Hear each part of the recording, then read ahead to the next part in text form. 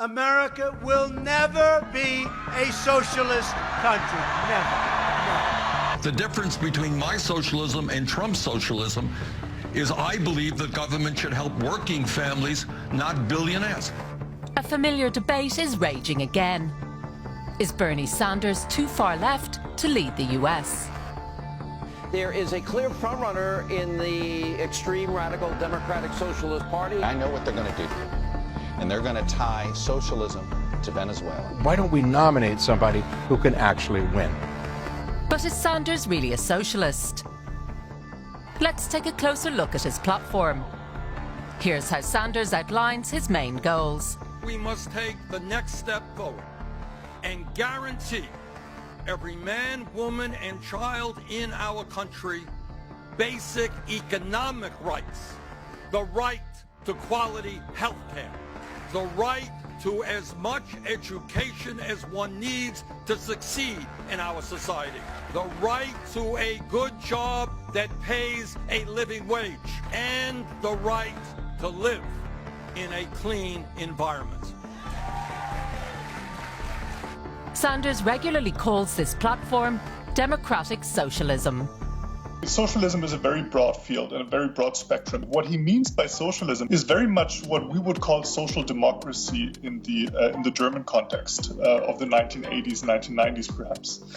Socialism as such, as a broader label, would mean the collectivization of the means of production. This is certainly not what Sanders has in mind.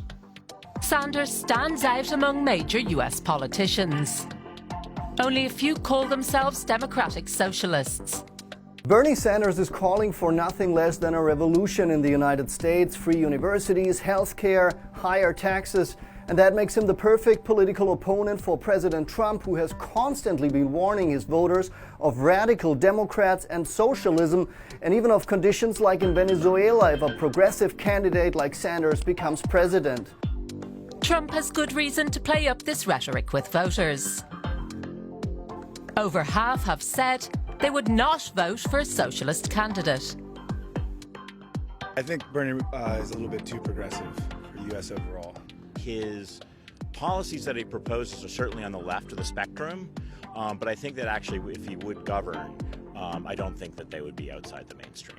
If you look at history, there has never been a socialist country, I would say a big one, that worked. The guy's a complete idiot.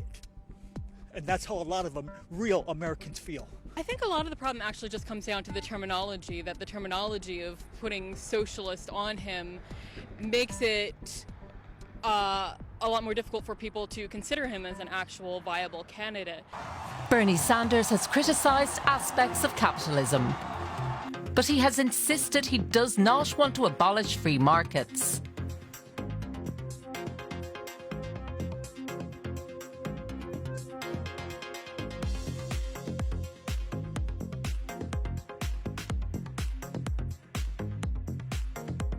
That sets his views apart from hard left forms of socialism. From a European perspective, he's very much in the middle. This is very much middle of the road politics. I mean, this is what even Republicans would have been able to agree to until the 1970s. But after all, we're in the US context. And in the US, the state is supposed to have a smaller role in private affairs. And so from a US perspective, he's clearly to the left.